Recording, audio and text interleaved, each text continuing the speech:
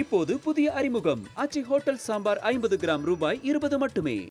தமிழரின் பாரம்பரிய திருவிழாவை கொண்டாடுவோம் புத்தாடை பொங்கலோடு. The Chennai Silks. Let the celebrations begin.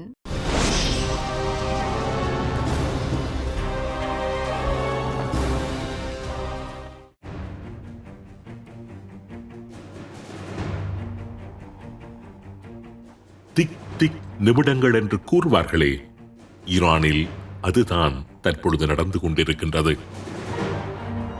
ஈரானில் ஏற்பட்டுள்ள மக்கள் புரட்சி ஈரானின் ஆட்சியை முற்றாகவே கவிழ்த்துவிடும் அபாயத்தை நோக்கி சென்று கொண்டிருக்க, ஈரான் மீது எந்த வினாடியும் அமெரிக்கா தாக்குதலை ஆரம்பிக்கலாம் என்ற பதட்டமான ஒரு சூழ்நிலை அங்கு காணப்படுகின்றது.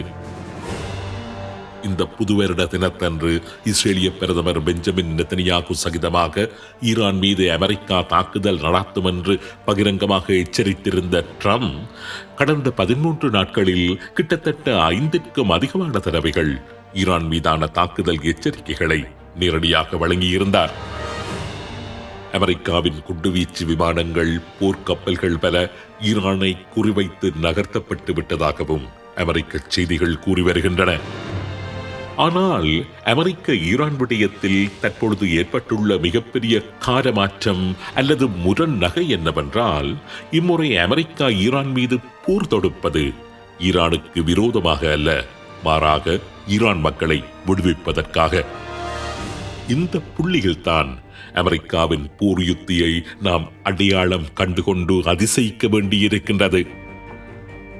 உலகிற்கு பயங்கரவாதத்தை விதைக்கின்றது என்று கூறி ஈரான் மீது அமெரிக்கா இம்முறை போர் தொடுக்கவில்லை. அணுவாயுதங்களை தயாரிக்கின்றது என்று குற்றம் சுமத்தி ஈரானை இம்முறை அமெரிக்கா தாக்கப் போவதில்லை.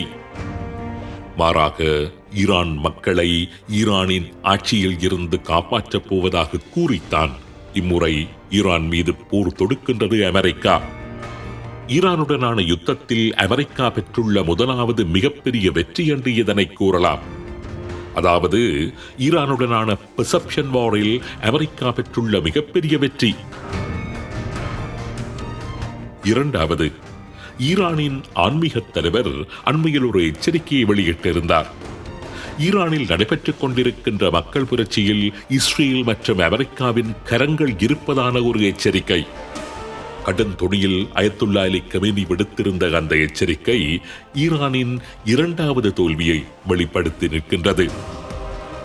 அதாவது ஈரானின் எதிரிகளால் ஈரானுக்குள் ஊடுருவி பெரும் தொகையிலான ஈரான் மக்களை ஈரான் அரசாங்கத்திற்கு எதிராகவே திரட்டி போராட வைக்க முடிகின்றது என்றால், அதனை விட மிகப்பெரியதொரு தோல்வி ஈரானின் ஆட்சிக்கு இருக்கவே முடியாது.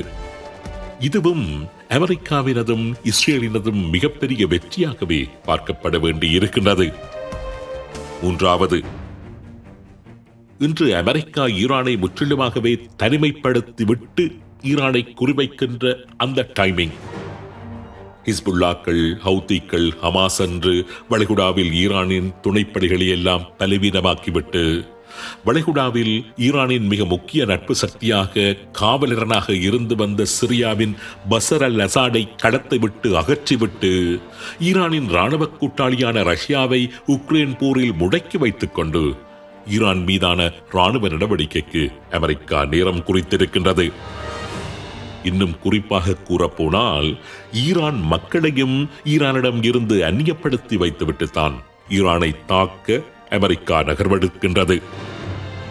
சதுரங்க ஆட்டத்தில் குதிரைகள், காவலர்கள் போன்றவர்களை எல்லாம் ஒவ்வொன்றாக வெட்டிவிட்டு கடைசியாக ராஜாவுக்கு செக்மேட் செய்வது போன்றதான ஒரு செயல். ஈரானை மையப்படுத்திய யுத்தத்தின் நிமிடங்கள் எண்ணப்பட்டுக் கொண்டிருக்கின்றன. இது ஒரு புறம் இருக்க, அமெரிக்காவையிட்ட ஈரானின் எச்சரிக்கையையும் இந்த இடத்தில் நாம் பார்த்தாக வேண்டியிருக்கின்றது. தம் மீது அமெரிக்கா தாக்குதல் நடத்தினால் வளைகுடாவில் உள்ள அமெரிக்க தளங்கள் மீதும் இஸ்ரேல் மீதும் தாம் மிக கடுமையான தாக்குதல்களை நடத்துவோம் என்று ஈரான் எச்சரிக்கை விடுத்துள்ளது. ரஷ்யாவினால் ஈரானுக்கு சக்தி வாய்ந்த ஏவுகணைகள் வழங்கப்பட்டுள்ளதாக கூறப்படுகின்றதன் பின்னணியில் ஈரானின் இந்த எச்சரிக்கையை நோக்குகின்ற போது அச்சம் தருகின்ற சில காட்சிகள் கண்முன்னே வந்து செல்கின்றன. ரஷ்யா தனது மிகவும் சக்தி வாய்ந்த ஏவுகணையான 9K720 Iskandar short range ballistic missile சிஸ்டத்தை ஈரானுக்கு வழங்கியுள்ளதாக ஈரான் ஊடகமான டஸ்மின் நியூஸ் ஏஜென்சி கடந்த 9ஆம் தேதி செய்தி வெளியிட்டிருந்தது. டஸ்மின் நியூஸ் ஏஜென்சி என்பது ஈரானின் IRGC-யுடன் தொடர்புபட்ட ஒரு ஊடகம். ஒரு உளவியல் பீதியை எதிரிக்கு ஏற்படுத்துகின்ற நோக்கத்திலும் அந்த ஊடகம் செய்தியை வெளியிட்டிருப்பதற்கு சந்தர்ப்பம் இருக்கின்றது. ஆனால் ஒருவேளை அந்த செய்தி உண்மையாக இருந்தால் ரஷ்யாவின் இஸ்கண்டர் மிசைல்ஸ் ஈரானின் கரங்களுக்கு உண்மையாகவே வந்து சேர்ந்திருந்தால் அது நிச்சயம் இஸ்ரேலுக்கும் வளைகுடாவில் நிலை கொண்டுள்ள சுமார் 40,000 அமெரிக்க படையினருக்கும் உகந்த ஒரு செய்தியாக இருக்கப் போவதில்லை. இஸ்கண்டர் ஏவுகணைகள் என்பது ரஷ்யாவின் மிக முக்கியமான ஒரு போர் ஆயுதம். உக்ரைனில் மிகப்பெரிய சேதங்களை உக்ரைனிய படைகளுக்கு மாத்திரமல்ல அமெரிக்காவின் படைக்கலன்களுக்கும் விளைவித்த ஒரு பாலிஸ்டிக் ஏவுகணைதான் இந்த இஸ்கண்டர் ஏவுகணைகள். அன்ஸ்டாப்பபிள், அதாவது இதனாலும் தடுத்து நிறுத்த முடியாத ஒரு வகை ஏவுகணைதான் ரஷ்ய தயாரிப்பான இந்த இஸ்கண்டர் ஏவுகணைகள். உக்ரைன் யுத்தத்தின் போது இந்த வகை ஏவுகணைகளை தங்களால் தடுக்க முடியாதிருந்ததாக உக்ரைன் வான்படையின் பேச்சாளர் ஊரி இக்னாட் 2023ஆம் ஆண்டு மார்ச் மாதத்தில் பகிரங்கமாக கூறியிருந்தார். 2024ஆம் ஆண்டு மார்ச் மாதம் 5ஆம் தேதி கிழக்கு உக்ரைனில் செயற்பாட்டில் இருந்த அமெரிக்க தயாரிப்பான M142 ஹிம்ராஸ் ஏவுகணை செலுத்தியை ரஷ்யாவின் இந்த இஸ்கண்டர் ஏவுகணை தாக்கி அளித்துள்ளது.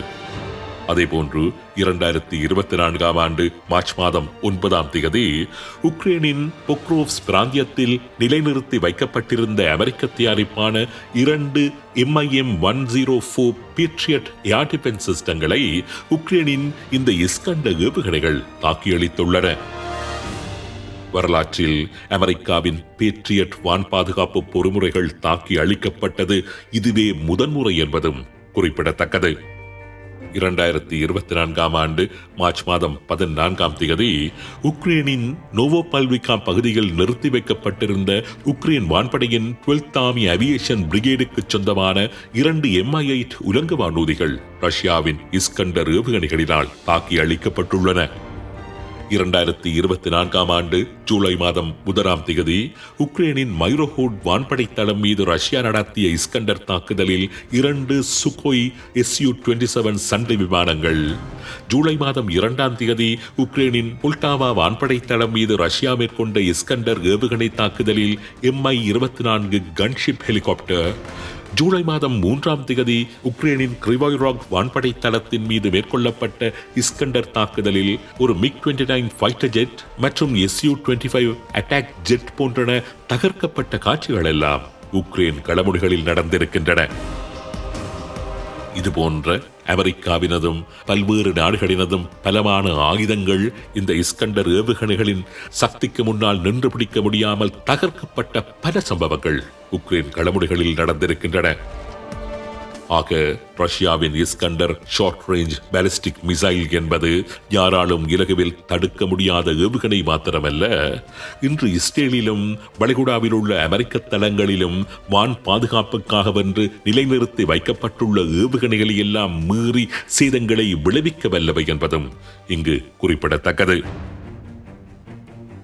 ரஷ்யா தனது மிக முக்கிய ரகசிய ஆயுதமாக பேணி வருகின்ற இந்த இஸ்கண்டர் ஷார்ட் ரேஞ்ச் பாலிஸ்டிக் மிசைல்ஸை ஈரானுக்கு வழங்கியிருக்க சந்தர்ப்பம் இருக்கின்றதா என்ற கேள்விக்கு ஏற்கனவே ஆர்மேனிய ராணுவத்திற்கும் அல்ஜீரியாவின் மக்கள் தேசிய ராணுவத்திற்கும் பெலாரஸ் ராணுவத்திற்கும் ரஷ்யா இந்த இஸ்கண்டர் ஏவுகணைகளை வழங்கிய வரலாறு இருப்பதால் ஈரானுக்கும் அது வழங்கியிருப்பதற்கு சந்தர்ப்பம் இருப்பதாகவே சில ஆய்வாளர்கள் கூறுகின்றார்கள்.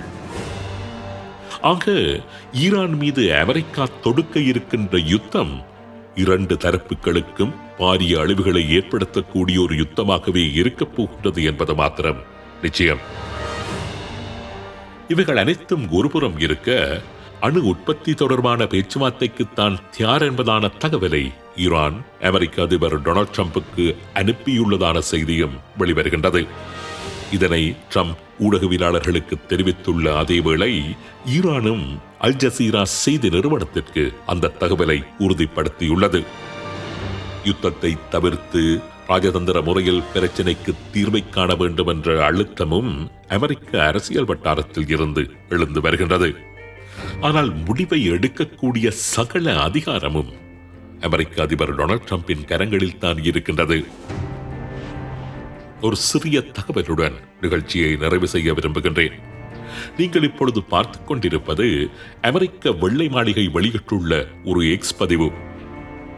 அதாவது அமெரிக்க படைகளை வாழ்த்தி கடவுளிடம் ஆசீர்வாதம் வேண்டி வெள்ளை மாளிகை வெளியிட்டுள்ள எக்ஸ் தள பதிவு இது. மத்திய கிழக்கின் எதிர்காலம் கடவுளின் கைகளில் தான் தங்கியிருக்கின்றது.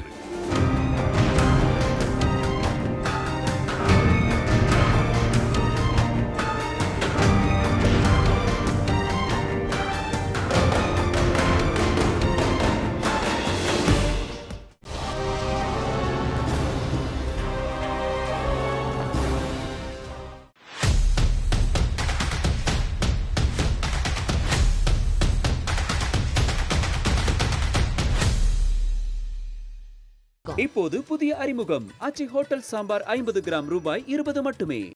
தமிழரின் பாரம்பரிய திருவிழாவை கொண்டாடுவோம் புத்தாடை பொங்கலோடு. The Chennai Silks. Let the celebrations begin.